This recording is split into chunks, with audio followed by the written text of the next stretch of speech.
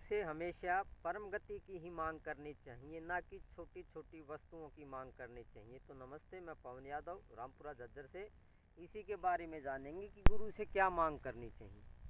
हम छोटी छोटी बातों की मांग करते रहते हैं, या तो हम अपने बच्चों के लिए नौकरी की मांग करते रहते हैं, या फिर पैसों की मांग करते रहते हैं, या हमारा बिजनेस अच्छे से चल जाए इसकी मांग करते रहते हैं। तो गुरु के पास जा कर के ये माया की मांग नहीं करनी चाहिए।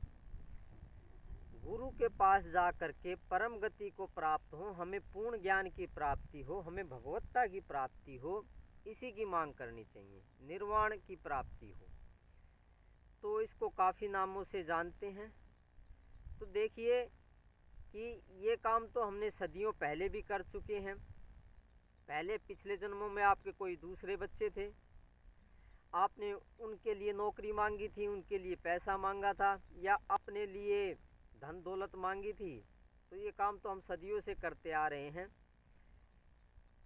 पेट के लिए थोड़ा बहुत कमा लेना चाहिए ताकि गुजारा हो सके। बाकी इसके अलावा गुरु के पास बैठ करके उस परम गति को जानना चाहिए और उसकी परम गति की ही मांग करनी चाहिए, भगवत्ता की मांग करनी चाहिए। और ऐसा बार बार रिक्वेस्ट करने से गुरु हमें परम गति दे देता है, हमें परम गति की प्राप्ति हो जाती है और हमें पता भी लग जाता है कि हमें परम गति की प्राप्ति हो गई है या भगवत्ता की प्राप्ति हो गई है। तो गुरु भी ये देखता ही रहता है कि आपकी मांग क्या है। आप जैसा मांगोगे तो वही आपको प्राप्त होगा ना। आपने सच्चे मन से कभी भी परम गति की या पूर्णता की या भगवत्ता की आपने रिक्वेस्ट गुजारिश की नहीं गुरु से, और इधर उधर की बातों की हम ज़्यादा गुजारिश करते हैं, माया को ज़्यादा मांगते हैं। अब मांग तो आप माया रहे हैं और फिर कहते हैं हमें परम गति प्राप्त नहीं हुई, हमें भगवत्ता की प्राप्ति नहीं हुई। तो वो कैसे हो सकता है? आप देखिए, मांगा आपने कुछ और है और आप चाहते कुछ और हैं। तो आप ये देखें ना, आपके विचारों में शुद्धता नहीं है। आप चाहते तो पैसा है, माया है गुरु से, तो आपको परम गति कैसे प्राप्त होगी या गुरु कैसे आपको देगा? मैं कई बार गुरु के पास बैठता था तो काफ़ी लोग आते थे। तो मैंने अपने समय में क्या देखा कि वे सभी क्या करते हैं, अपने बच्चों के लिए नौकरी मांगते थे, इधर उधर की बात करते थे, राजनीति की बात करते थे। अब की बार प्रधानमंत्री कौन बनेगा, अब की बार एमएलए कौन बनेगा, अब की बार सीएम कौन बनेगा।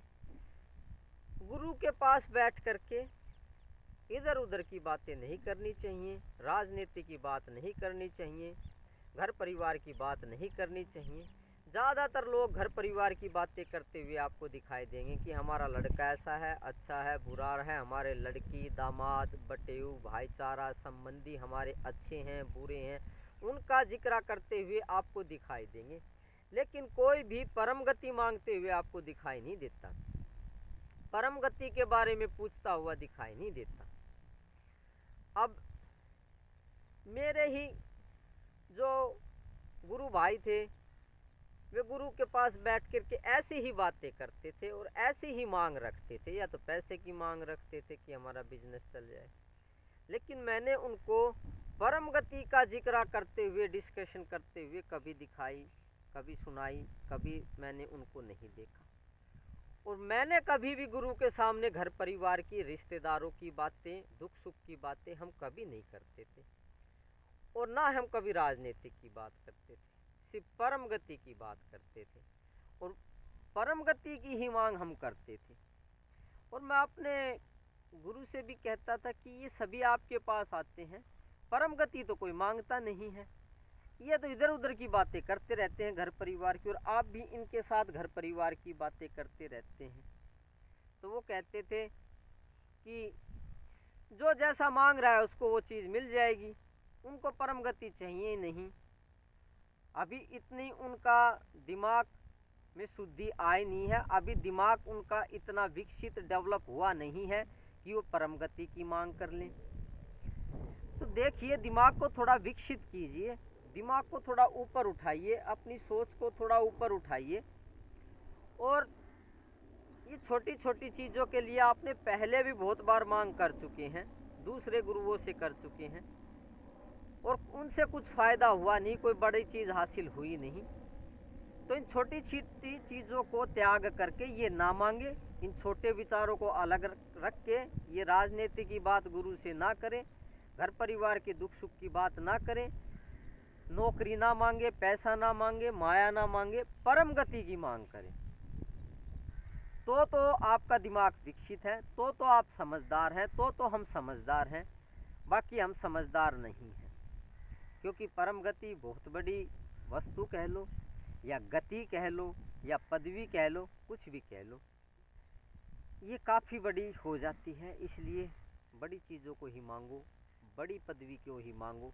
क्या ये छोटी छोटी चीज़ों को मांगते रहते हो? क्या ये छोटी छोटी चीज़ों पे समय बर्बाद करते रहते हो कि जी गुरुजी बच्चे को नौकरी लगवा दो, जी गुरुजी मकान नहीं बन रहा है, पैसे थोड़े कम पड़ रहे हैं, थोड़ा सा मकान बनवा दो, जी बिजनेस अच्छा नहीं चल रहा है, बिजनेस और अच्छा चलवा दो, जी अब की बार प्रधानमंत्री कौन बनेगा उसको बनवा दो जी।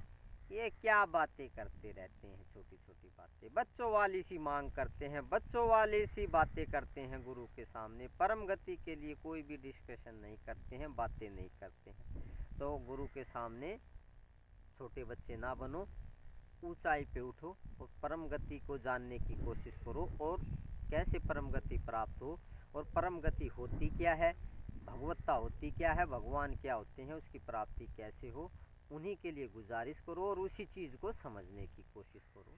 जब गुरु को ये लगेगा कि ठीक है अब ये लायक हो चुका है, इसका दिमाग अब बड़ा हो चुका है, बच्चों वाला सा इसका दिमाग अब नहीं रहा है, अब ये परम गति के लिए लायक हो गया है, तो गुरु वो परम गति, वो परम वस्तु आपको प्रदान कर देंगे। तो कहने से ही होता है, अच्छी चीज़ें मांगो, क्या माया को मांगते हो, माया को ही मांगते रहते हो। वो तो आप खुद भी कर सकते हैं। आप ज़्यादा पैसा नहीं कमा सकते, लाखों नहीं कमा सकते, तो हज़ारों तो कमा ही सकते हैं, तो इतना तो आप खुद भी कर सकते हैं।